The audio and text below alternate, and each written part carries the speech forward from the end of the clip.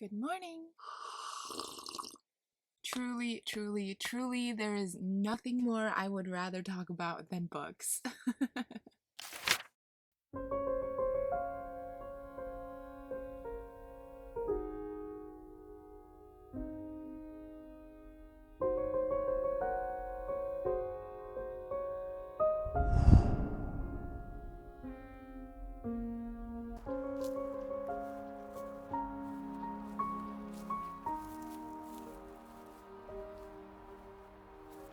Today, I'd like to share with you some of the books I've been reading and really enjoying over the year so far.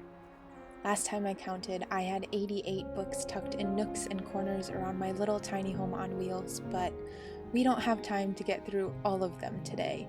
So I've picked 4 of my favorites to talk about more in depth, but I'll also share some books I recently got that I haven't quite finished yet too. Each year, it seems a theme sort of naturally emerges, and this particular year, I've been reading lots of books that are bringing me back to nature. And honestly, this might be my best year of reading yet. Shall we? Books. They have the power to change your life if you let them. Well, what did you really expect? There's never been any more than this, and never will be any more than this. Nobody's out to save the world, because nobody gives a damn about the world. That was just a bunch of goofy kids talking. Get a job, make some money, work till you're 60, then move to Florida and die. Oh my goodness. Ishmael by Daniel Quinn. Daniel Quinn is my dude. What do I even say about this book?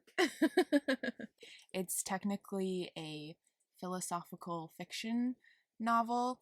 That's the category or genre I would put it in. But at its core, Ishmael is just a really damn good story. I actually have a really hard time recommending this book to people, though, to be honest.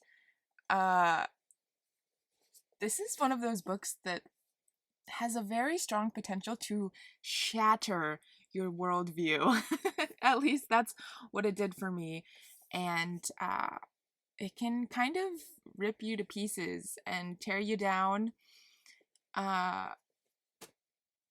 Yeah.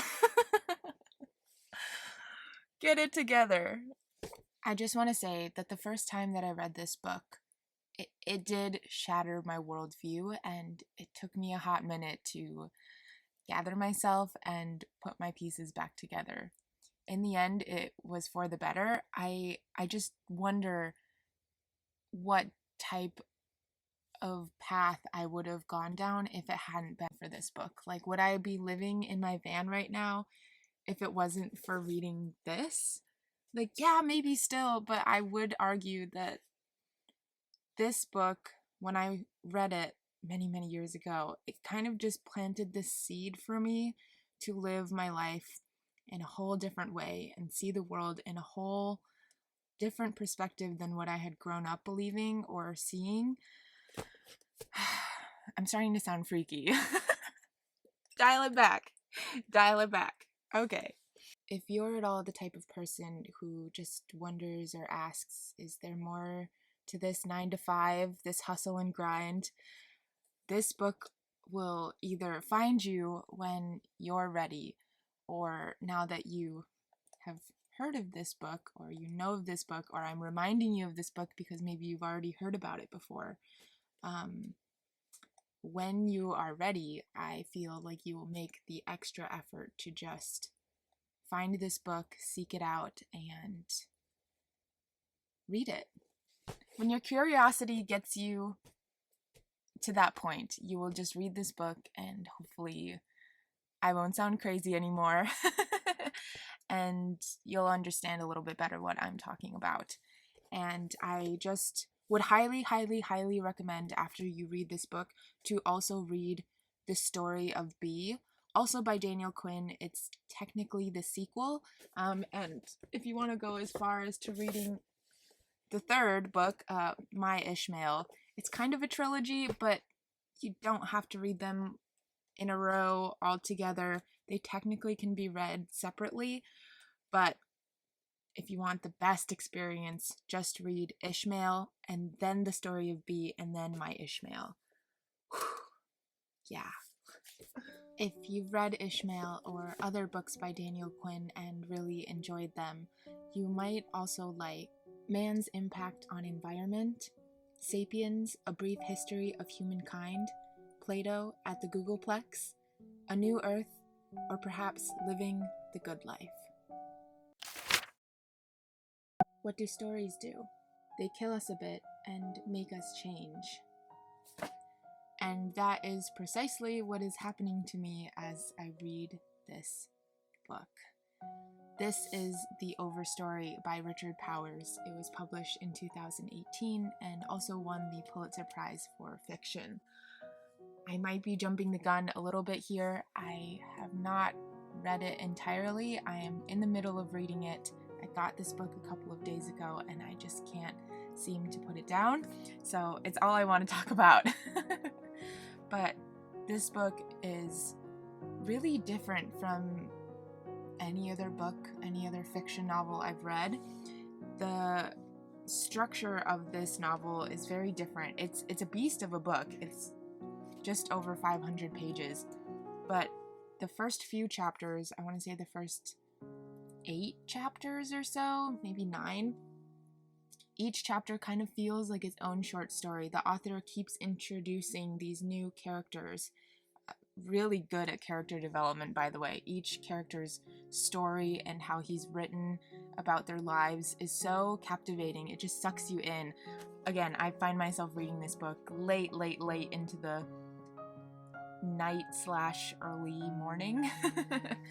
But what this book actually does to anyone who reads it is really forces the reader to examine their role in and relationship to nature, and particularly trees. My appreciation and understanding of trees is just so different as I read this book, and for the better. If you're just looking for a story that will immerse you in nature and open your eyes to the natural world around you in a way that you kind of feel maybe is missing, or you just want to be wowed and see the true magic that is all around us in the natural world, you might really enjoy this book.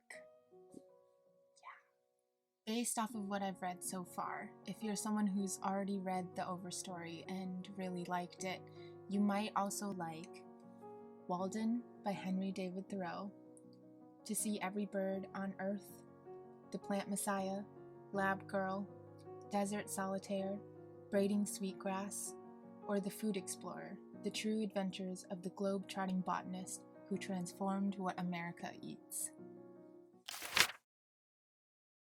Once you can read anything, you can learn everything. It was up to her. Nobody's come close to filling their brains, he said. We're all like giraffes, not using their necks to reach the higher leaves. I don't know what it is, but I've been on a serious fiction kick this year, and I'm not mad about it.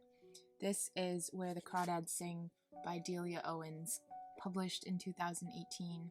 Yes, it's been on the New York Times bestseller list for quite a while, and sometimes those books are hyped up to be more than they actually are, but I can see why this one made it, and I think that it's really worth it.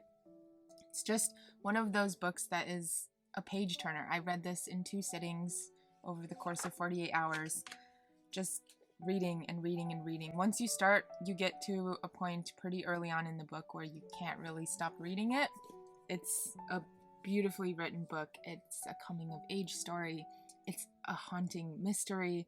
It's an ode to the natural marshlands in North Carolina, I believe, is kind of the setting. It's a beautiful book, and it's a story about resiliency and loneliness and love and loss and prejudice and strength and determination. It's There's so much in this book, and I believe, yes, this book is soon to be a major motion picture. So what that really means is if you haven't read this book and it at all sounds interesting to you, you should read it now before the book comes out, because we all know once the movie comes out, you'll just watch the movie, but you should read the book because the book is always better. The book is always better. I'm not really one to give like a full synopsis because you can easily do that online. I just want to share more so the themes and the feelings and the vibes that the books give, because it's too easy to give too much away, and I do not want to be someone who spoils a good book for anybody. If you've read Where the Crawdads Sing and really liked it, you might also like A Sand County Almanac, The Scent Keeper, Can Poetry Save the Earth, or Poems by Walt Whitman. What happens to the time and space to actually think one's own thoughts when the technologies we use every day collapse our experiences into 24/7 news cycles and 24/7 availability? In an endless cycle where communication is stunted and time is money, there are few moments to slip away and fewer ways to find each other. Platforms such as Facebook and Instagram act like dams that capitalize on our natural interest in others and an ageless need for community, hijacking and frustrating our most innate desires and profiting from them. How to Do Nothing, Resisting the Attention Economy by Jenny Odell. This was published in 2018. It is surprisingly the only nonfiction book I am talking about in depth today. The title is a little bit misleading. I think sometimes people pick it up and based off the cover and the title, it seems like it would be some sort of self-help book to get you to unplug from your phone or to leave social media, but that is not what this book is at all. So if that's what you thought it was, or if that's what you think it is when you go into reading this, you will be sadly disappointed. In actuality, How to Do Nothing is a really well-researched book that kind of examines and analyzes a lot of nuanced, somewhat abstract, at times esoteric concepts like the self and resisting in place, and what happens when your attention is constantly up for grabs by companies and by social media and by the news, and how that limits our ability or our functioning self to just be silent and ponder and think our own thoughts. This book really helped me have a healthier understanding and relationship to social media, to YouTube, to online presence, if you will. This author just puts into words a lot of the things I think many people are feeling in relation to social media and feeling anxious and buzzed all the time from sound bites and the fear-mongering tactics of how news is presented to us. Again, it's hard for me to recommend books because you might just not jive with this book. I think this is one of those books that it either really speaks to you and you resonate a lot with it, or it kind of just does nothing for you and it's just not meant for you, which happens, especially with nonfiction. I would just say, if you find yourself in a bookstore and you pick this up, just start reading it from the introductory page and you'll know pretty soon, right off the bat, if it will be a book that you could continue reading or not. That's all I'm going to say about that. Yeah. If you have read How to Do Nothing and you enjoyed it, I think you might also like Shop Class as Soulcraft, A Place of My Own, Mastery, Flow, The Evolving Self, or Figuring by Maria Popova. Woo! We did it! If you've stuck around this long, you are my people. But I will say, as much as I love talking about books, it's not as much as I love reading them. So,